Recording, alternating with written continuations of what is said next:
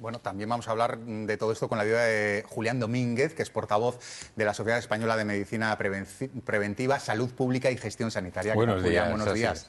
Bueno, ¿hay buenas noticias dentro del contexto de vigilancia? Bueno, yo creo que sí. En estos momentos la posibilidad de transmisión es muy limitada, ¿no?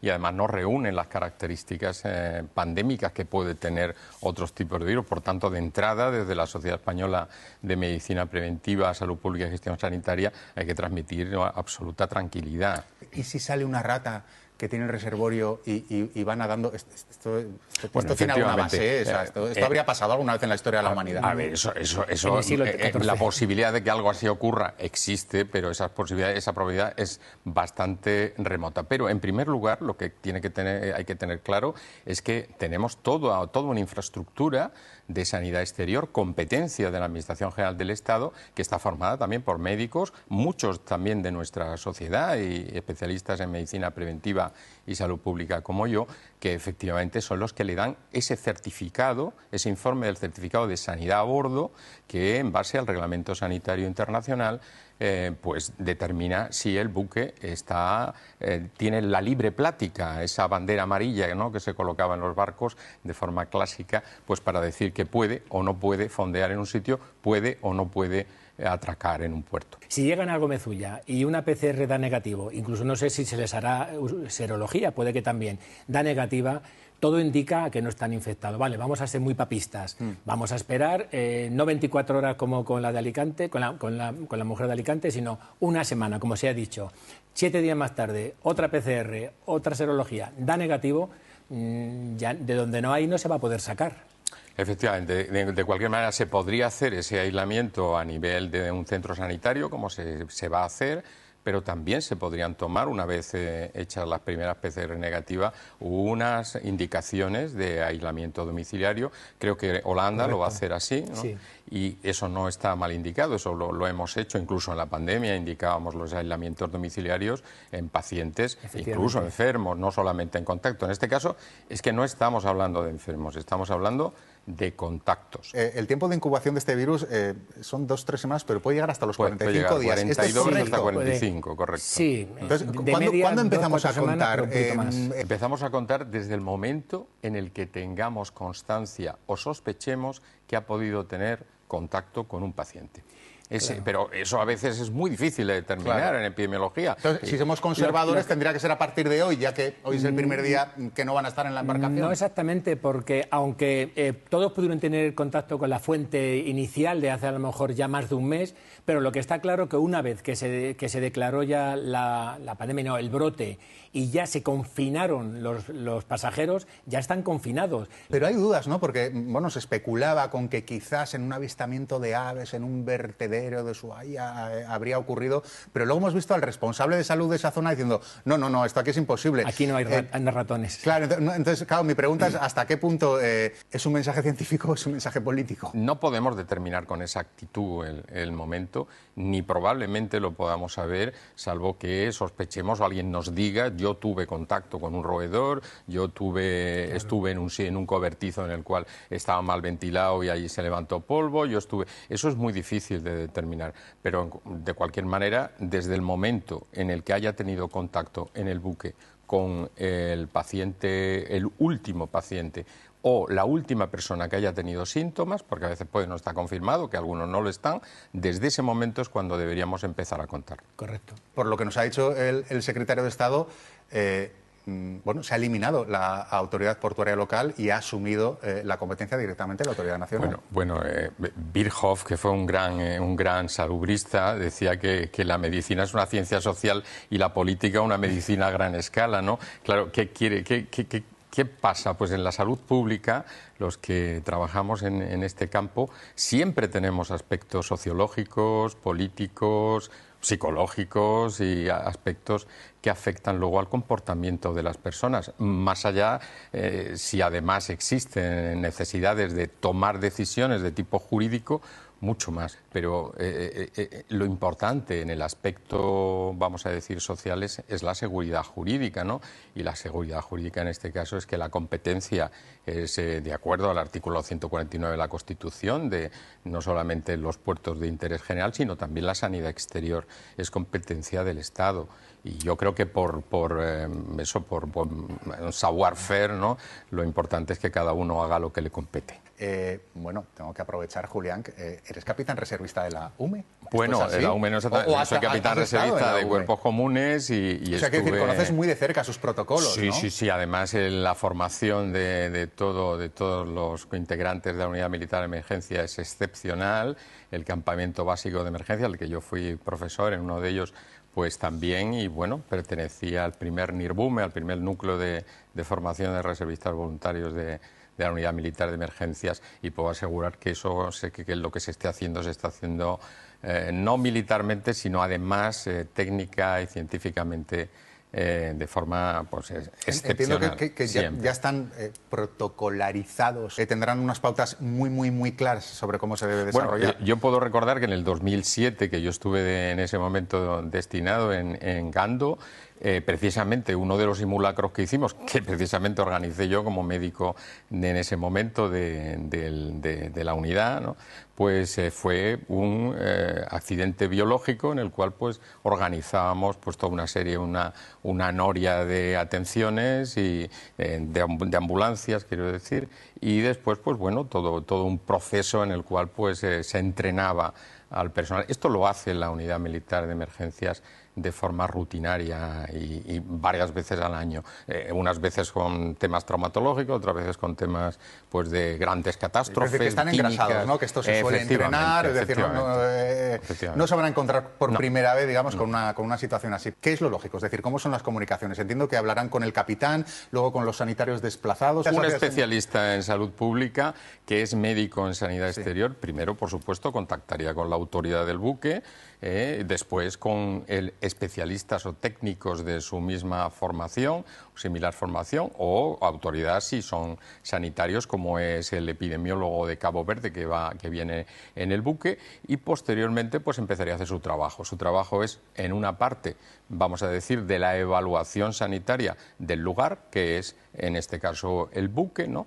Y después la evaluación sanitaria de las personas. En ese caso sería la ficha epidemiológica, la encuesta epidemiológica que se va a hacer. Ahí es donde se tira más tiempo el epidemiólogo, pues a la búsqueda de todos aquellos datos, a veces muy minuciosos, que nos puedan orientar hacia los contactos, con quién han sido, con qué. Probablemente ese trabajo lo tengan hecho los sanitarios que vayan a bordo. O sea, ya han subido los sanitarios a la embarcación y, bueno, estábamos justo aquí en la mesa especulando sobre cómo suelen ser esos protocolos. Documentación oficial que tiene que hacer Sanidad Exterior. Claro, hay que rellenar ahí también un papeleo. La unidad de Sanidad Exterior, aunque le adelanta el buque por vía telemática la información, pero luego todo eso es lo que se va a hacer. ¿Por qué? Porque sí existe un problema, ¿no? Y existe un problema que hay una serie de contactos de una enfermedad determinada infecciosa. Eso pasa en cualquier tipo de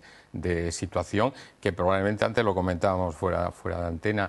Decíamos, si esto no hubiera tenido esa repercusión política o este mediático, pues muchas veces nos enteramos de que hay pues un paciente, hay una alerta de que ha habido un paciente o un fallecido por peste neumónica en un buque en Madagascar, ¿no? Y estas cosas, o sea, y no nos enteramos más allá de que la alerta la da de forma técnica, de forma rutinaria, la administración competente, ¿no? O la OMS, ¿no? Y esto ha pasado, bueno, pues por lo que...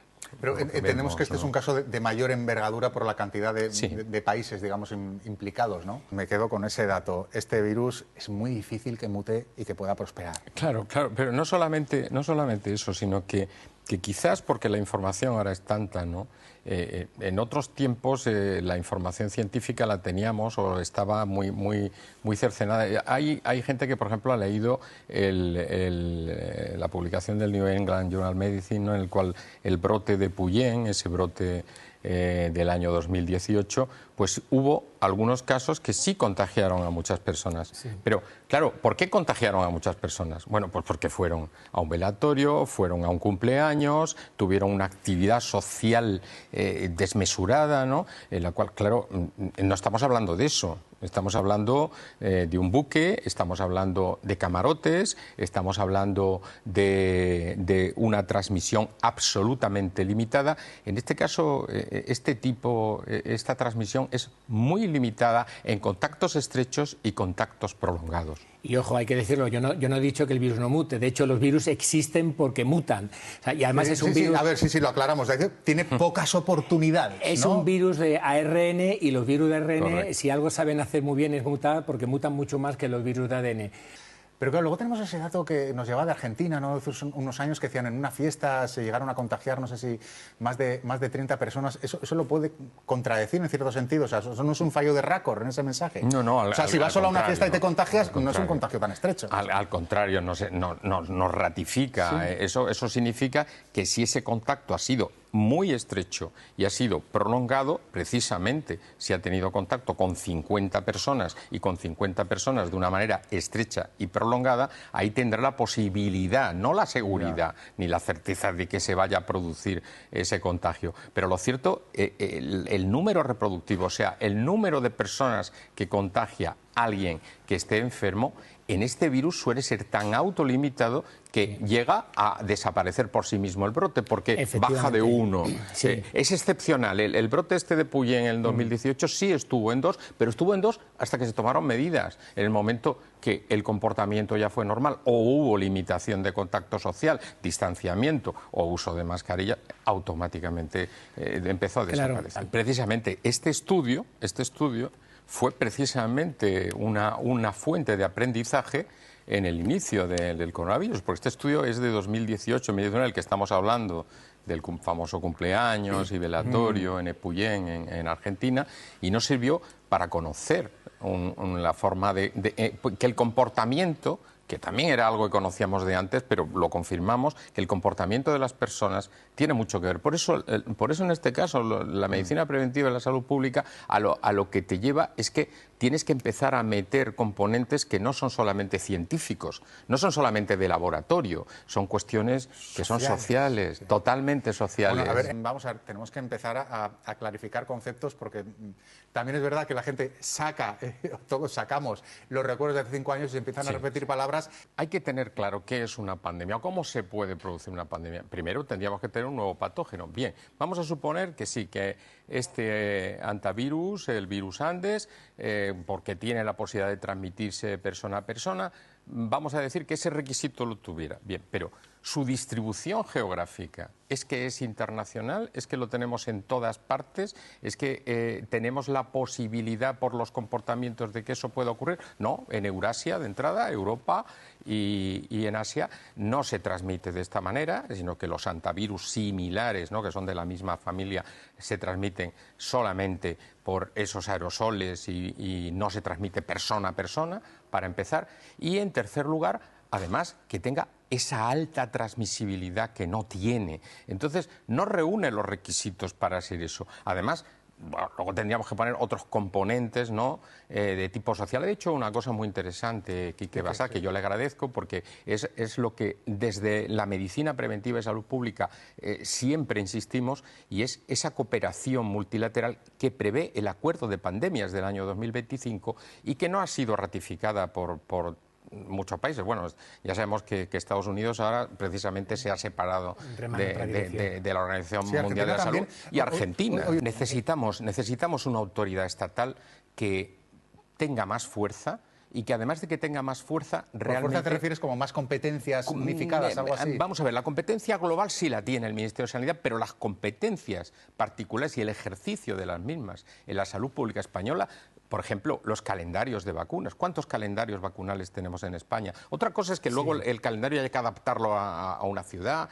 a una población determinada o a una comunidad autónoma. Pero ese es uno de nuestros grandes problemas, que precisa una mejor coordinación interinstitucional y que precisamente lo puede hacer una agencia de salud pública que todos hemos propugnado y que lo menos importante es quizás la pelea política de dónde haya que colocarla, ¿no? Sí, yo quería matizarle, él ha hecho referencia a mi contertulio al estudio de Four Corners, sí, que es el estudio, el brote de 1993, es el virus sin nombre y que nunca se transmitió persona a persona. Sí. En este caso, este brote es de este virus, sí, y sin embargo solo se transmitió por los aerosoles que pueden producirse cuando se barre, por ejemplo, una cosa que no hemos hablado todavía, y yo espero que hablemos luego, que son de los comportamientos que pueden evitar, o sea, comportamientos en el trabajo, a nivel laboral, a nivel clínico. Yo que estoy en contacto en este momento, bueno, con mis compañeros preventivistas también de Canarias, que están preparados en la OTAN de Canarias, pues esa referencia a la tormenta de citoquinas, eso es lo que en nuestras UCIs, en nuestros hospitales, hemos tratado y que se han llevado a la muerte, ¿no? A muchísimas personas, ¿no? En este caso, efectivamente, el ser un hospedador, aunque sea accidental, en este caso, nos lleva a ese concepto tan importante que decíamos antes que no se ha llegado a desarrollar adecuadamente en el acuerdo de pandemias, que es el concepto de One Health, de una sola salud. El hecho de que de dónde nos están viniendo, de dónde vino COVID. Bueno, pues al parecer también había una relación zoonótica, ¿no? Pues lo mismo decimos ahora. Ese melón, ¿no? Ese melón que se abre es un melón, por una parte, que tiene muchos componentes sociales. Solo quería decir que no se solucionan las pandemias, ni se solucionan las enfermedades, ni los brotes epidémicos cerrando fronteras, ni no dejando que un buque esté fondeado o no fondeado en un sitio. Se solucionan haciendo lo que se está haciendo: una buena inspección de sanidad exterior, una buena evaluación, una buena encuesta epidemiológica y luego las medidas de aislamiento y las medidas de control a nivel de los contactos, en este caso, porque no tenemos pacientes.